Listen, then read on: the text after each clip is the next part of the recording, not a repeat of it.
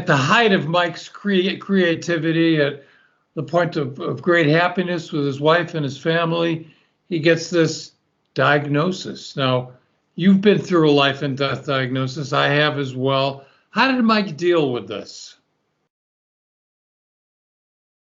Wow. Man.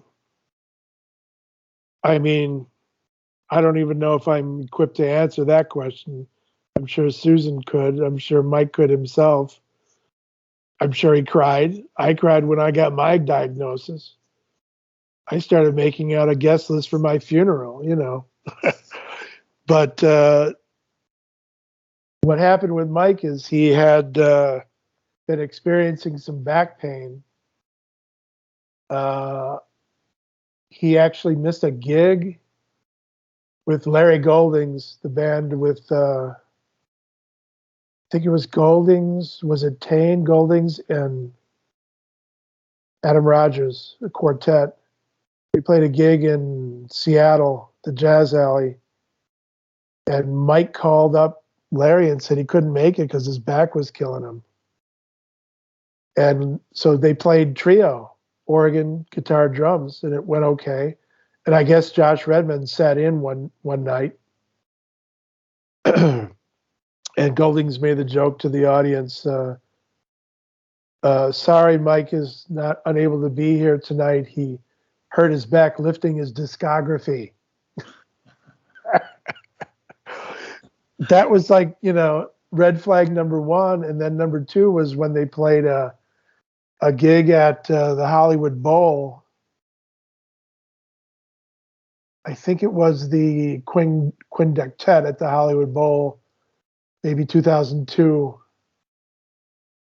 And Adam Rogers remembers Mike complaining about lower back pain to the point where he called Susan and she said, you should go to the emergency room. You know, this doesn't sound right. He didn't. He went through and played the gig. And then later,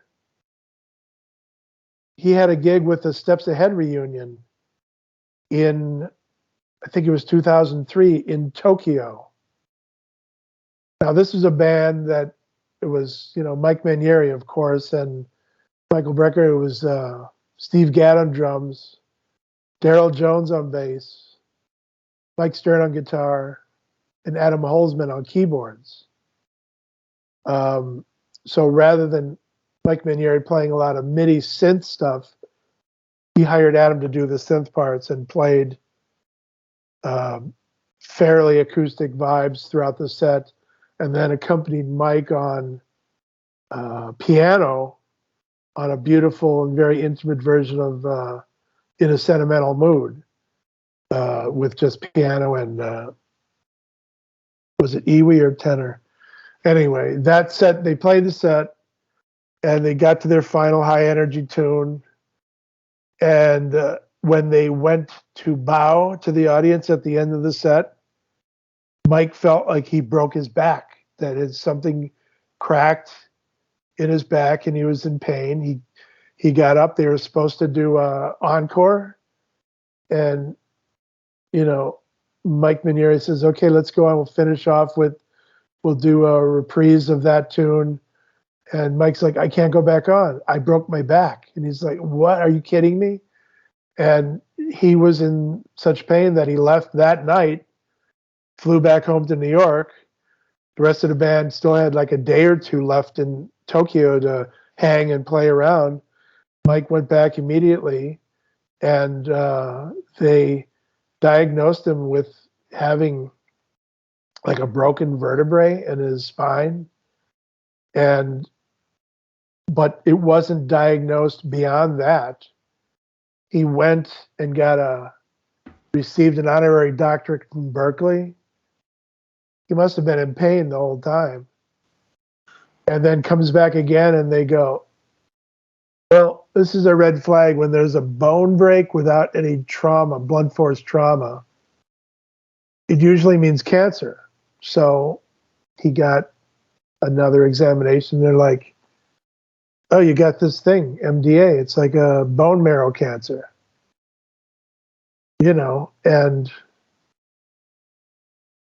if you don't get a match in a transplant, a bone marrow transplant, it's like a death sentence unless you get a perfect match.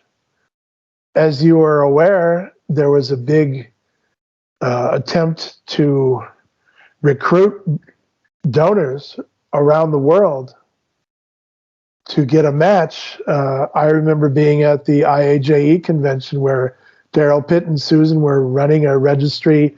Step right up and sign up for the registry for Mike, bone marrow transplant potential if you match. They held them all over the country, and at Mike's synagogue in Hastings-on-Hudson, because he was Ashkenazi. It's a very specific thing. Also at his synagogue where he grew up in Cheltenham, and at the Red Sea Jazz Festival in Jerusalem, or Eilat, technically, hoping to find the perfect match. This was a worldwide search, and ultimately, the best that they got was half a match from his own daughter, Jessica. She didn't think twice about donating in this bone marrow transplant surgery. Ultimately, it maybe prolonged his life 6 months, but that was it. And it was enough time for him to get off a sick bed to record Pilgrimage.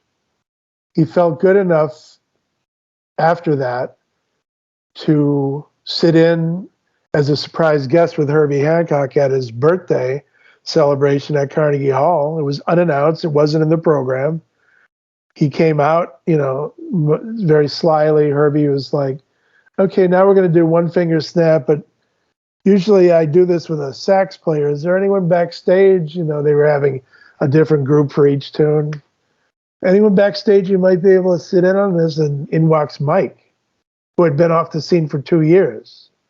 And I was in that audience. Were you at that show? No. Yeah, I was in the audience, and people around me were like freaking out and crying and standing ovation. And we hadn't seen him in 2 years.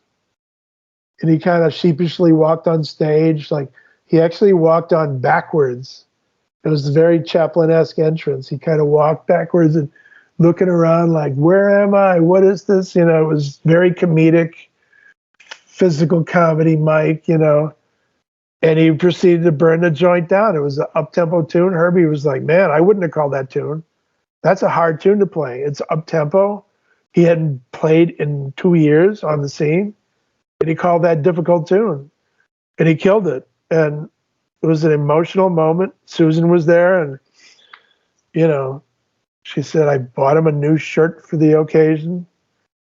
And, she was crying through the whole thing, and I was crying. And after the gig, I ran to Birdland, and Robbie Coltrane's band was playing. And I told everybody during the break, Mike, play tonight. I was like, people were freaking out because he was off the scene, man. Everybody knew how sick he was, but he got it up enough to play that night and play great. Kind of shuffled on stage. He looked a little weak and thinner than usual. He's thin anyway.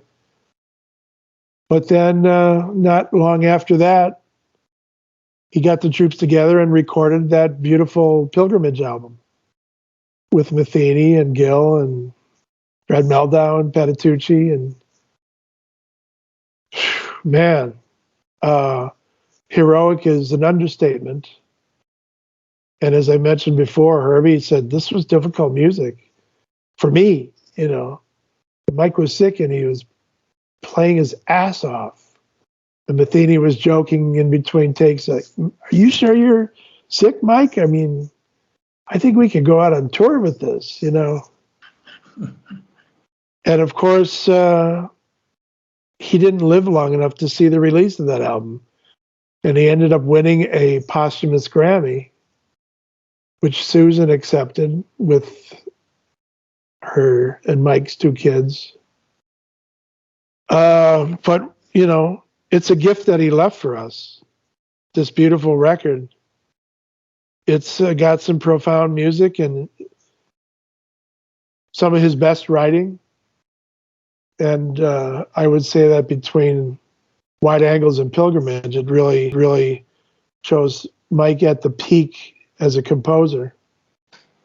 His playing was monumental, titanic, Tenor Titan, as I call the book, Ode to a Tenor Titan. It was that way throughout, but he rose to a level of brilliance in his writing with those two final albums of his, I thought.